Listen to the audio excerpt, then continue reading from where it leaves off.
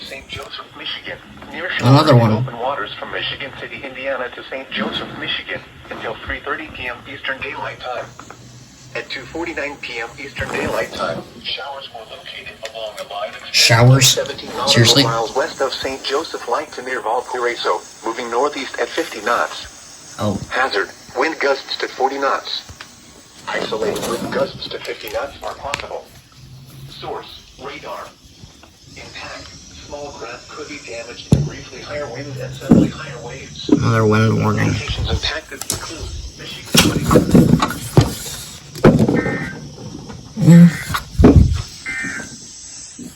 The special marine warning expired at 1:45 p.m. Central Daylight Time. The affected areas were open waters from Windsor Harbor to Michigan City out to Mid-Lake. The showers have moved out of the area longer pose a significant threat to boaters. A storm warning remains in effect until 7 p.m. Now here is the forecast.